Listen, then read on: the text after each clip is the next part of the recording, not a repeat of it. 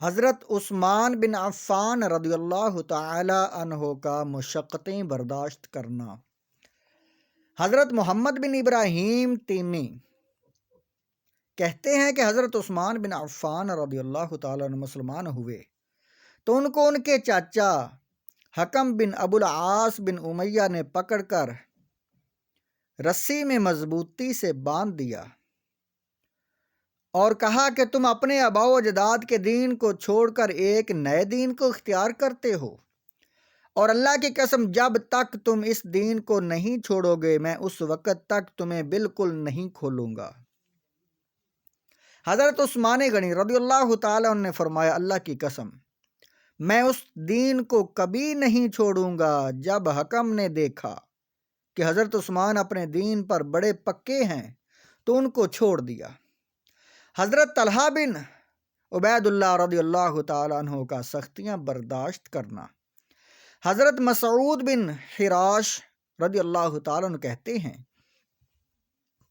کہ ہم صفا اور مروہ کے درمیان سعی کر رہے تھے کہ ہم نے دیکھا ایک نوجوان آدمی کے ہاتھ گردن کے ساتھ بندھے ہوئے ہیں اور لوگوں کا ایک بڑا مجمع اس کے پیچھے پیچھے چل رہا ہے۔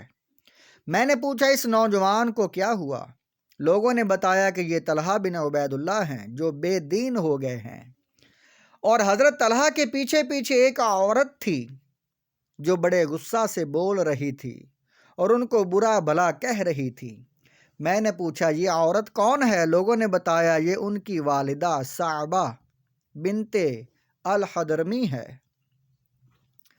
حضرت ابراہیم بن محمد بن طلحہ کہتے ہیں کہ حضرت طلحہ بن عبید اللہ رضی اللہ تعالیٰ عنہ نے مجھے بتایا کہ میں بصرہ کے بازار اور میلہ میں موجود تھا تو وہاں ایک پادری اپنے گرجا گھر کے بالا خانے میں رہتا تھا۔ اس نے کہا کہ اس بازار اور میلہ والوں سے پوچھو کہ کیا ان میں کوئی حرم کا رہنے والا ہے؟ میں نے کہا ہاں میں ہوں۔ اس نے پوچھا کہ کیا احمد صلی اللہ علیہ وسلم کا ظہور ہو گیا ہے؟ میں نے کہا احمد کون؟ اس نے کہا عبداللہ بن عبد المطلب کے بیٹے۔ یہ وہ مہینہ ہے جس میں ان کا ظہور ہوگا اور وہ آخری نبی ہیں۔ حرم مکہ میں ان کا ظہور ہوگا اور وہ ہجرت کر کے ایسی جگہ جائیں گے جہاں کھجوروں کے باغات ہوں گے، پتھریلی اور شوریلی زمین ہوگی۔ کہیں ایسا نہ ہو کہ لوگ تو ان کا اتباع کر لیں اور تم ان سے پیچھے رہ جاؤ۔ حضرت طلحہ رضی اللہ تعالیٰ عنہ فرماتے ہیں کہ اس کی بات میرے دل کو لگی اور میں وہاں سے تیزی سے چلا اور مکہ پہنچ گیا، اور میں نے پوچھا کیا کوئی نئی بات پیش آئی ہے؟ انہوں نے کہا ہاں، محمد بن عبداللہ صلی اللہ علیہ وسلم جو امین کے لقب سے مشہور ہیں، انہوں نے نبوت کا دعویٰ کیا ہے اور ابن ابی قحافہ نے ان کا اتباع کیا ہے۔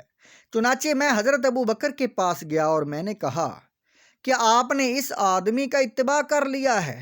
انہوں نے کہا ہاں، تم بھی ان کی خدمت میں جاؤ اور ان کا اتباع کر لو کیونکہ وہ حق کی دعوت دیتے ہیں۔ حضرت طلحہ نے حضرت ابو بکر کو اس پادری کی بات سنائی، اس پادری کی بات بتائی۔ حضرت ابو بکر حضرت طلحہ کو حضور صلی اللہ علیہ وسلم کی خدمت میں لے گئے۔ وہاں حضرت طلحہ مسلمان ہو گئے اور انہوں نے حضور صلی اللہ علیہ وسلم کو بھی اس پادری کی بات بتائی، جس سے حضور صلی اللہ علیہ وسلم کو بہت خوشی ہوئی۔ جب حضرت ابو بکر اور حضرت طلحہ دونوں مسلمان ہو گئے تو ان دونوں کو نوفل بن خویلد بن العدویہ نے پکڑ کر ایک رسی میں باندھ دیا اور بنو تیم نے ان دونوں کو نہ بچایا۔ نوفل بن خویلد کو مشیر قریش کہا جاتا تھا۔ ایک رسی میں باندھے جانے کی وجہ سے حضرت ابو بکر اور حضرت طلحہ کو قرینین یعنی دو ساتھی کہا جاتا ہے۔ امام بہقی کی روایت میں یہ بھی ہے کہ حضور صلی اللہ علیہ وسلم نے یہ دعا مانگی، اے اللہ ہمیں ابن العدویہ کے شر سے بچا۔ حضرت زبیر بن عوام کا سختیاں برداشت کرنا۔ حضرت ابو الاسود کہتے ہیں کہ حضرت زبیر بن عوام 8 سال کی عمر میں مسلمان ہوئے اور 18 سال کی عمر میں انہوں نے ہجرت کی۔ ان کے چاچا ان کو چٹائی میں لپیٹ دیتے اور ان کو آگ کی دھونی دیتے اور کہتے کفر کی طرف لوٹ آ۔ حضرت زبیر کہتے میں کبھی کافر نہ بنوں گا۔ حضرت حفص بن خالد بن کہتے ہیں کہ موصل سے ایک بڑی عمر کے بزرگ ہمارے پاس آئے اور انہوں نے ہمیں بتایا کہ میں ایک سفر میں حضرت زبیر بن عوام کے ساتھ تھا۔ ایک چٹیل میدان میں ان کو نہانے کی ضرورت پیش آ گئی، جہاں نہ پانی تھا، نہ گھاس اور نہ کوئی انسان۔ انہوں نے کہا میرے نہانے کے لیے ذرا پردے کا انتظام کر دو۔ میں نے ان کے لیے پردے کا انتظام کیا۔ نہانے کے دوران اچانک میری نگاہ ان کے جسم پر پڑ گئی تو میں نے دیکھا کہ ان کے سارے جسم سے تلوار کے زخموں کے نشان ہیں۔ میں نے ان سے کہا میں نے آپ کے جسم پر اتنے زخموں کے نشان دیکھے ہیں کہ اتنے میں نے کسی کے جسم پر نہیں دیکھے ہیں۔ حضرت زبیر نے کہا کیا تم نے دیکھ لیا؟ میں نے کہا جی ہاں۔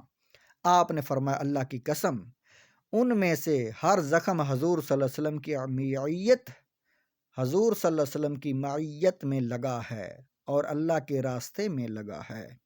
حضرت علی بن زید کہتے ہیں کہ جس آدمی نے حضرت زبیر کو دیکھا اس نے مجھے بتایا کہ ان کے سینے پر آنکھ کی طرح نیزے اور تیر کے زخموں کے نشان تھے۔